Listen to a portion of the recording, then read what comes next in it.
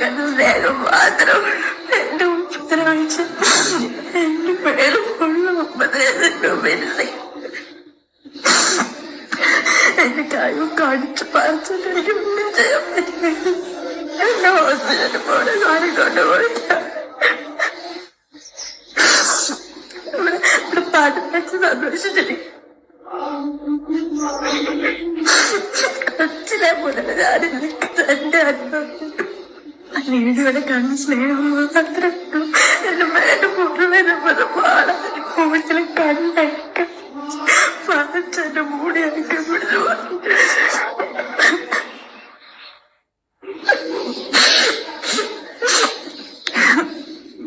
ആര് വീട് വരെ അടുപ്പിച്ചത് എല്ലാ കണ്ണിന് വേണ്ടിട്ട് ചെയ്തത് ഇവര്.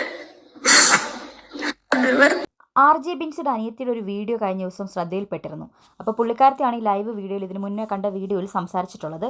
ബിൻസി തന്നെ ശാരീരികമായി ഒരുപാട് ഉപദ്രവിച്ചു എന്നും കയ്യിലൊക്കെ കടിച്ചു പറിച്ചു, അതേപോലെ ദേഹത്തൊക്കെ ഒരുപാട് ഉപദ്രവിച്ചു, മുടി പിടിച്ച് വലിച്ചു.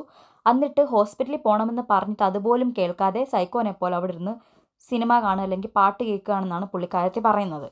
അതേപോലെ പുള്ളിക്കാരത്തി വേറൊരു കാര്യം കൂടെ പറഞ്ഞിട്ടുണ്ട്. നിങ്ങൾ ഈ യൂട്യൂബിലെ വീഡിയോസ് അല്ലെങ്കിൽ ഇൻസ്റ്റാഗ്രാമിലെ വീഡിയോസിൽ ഇവർ കാണിക്കുന്നൊന്നും കണ്ട് വിശ്വസിക്കരുത്.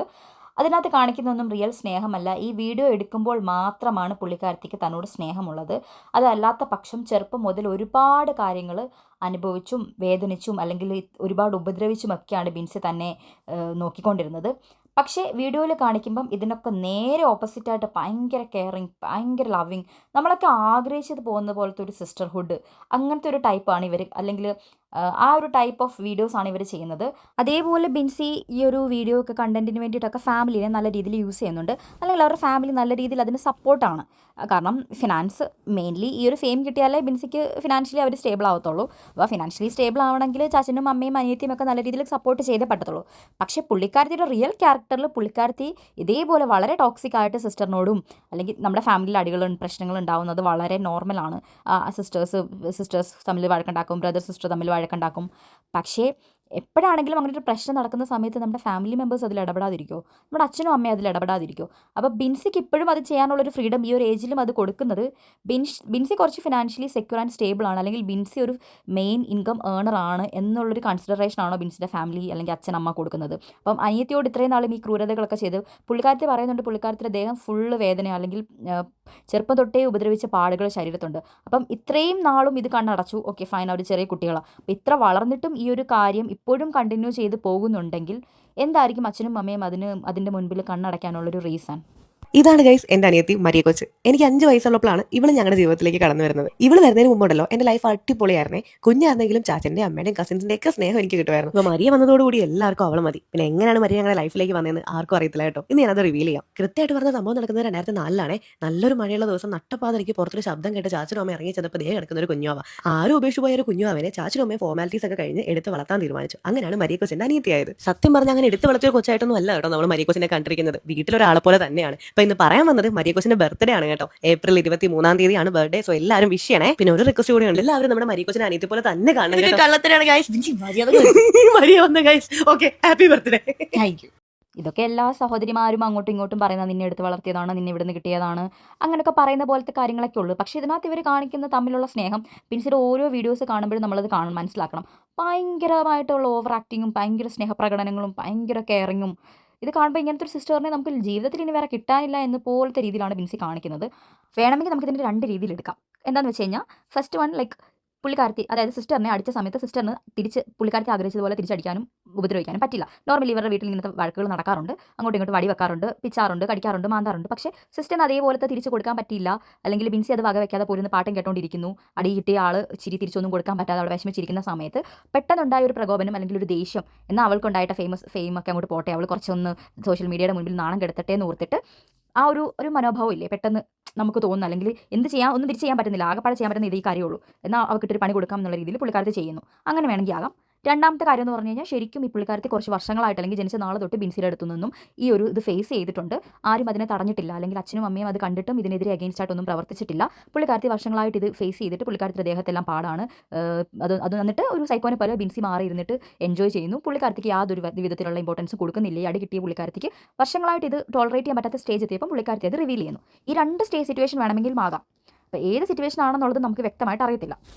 ചാച്ചനും അമ്മയും അനിയത്തിയും ഒക്കെ ബിൻസിയെ ഇൻസ്റ്റഗ്രാമിൽ നിന്ന് അൺഫോളോ ചെയ്തിട്ടുണ്ട്. അപ്പം പ്രശ്നം കുറച്ച് കോംപ്ലിക്കേറ്റഡ് ആണ്. അത്ര സില്ലി പ്രശ്നങ്ങളല്ല അവിടെ നടന്നത്.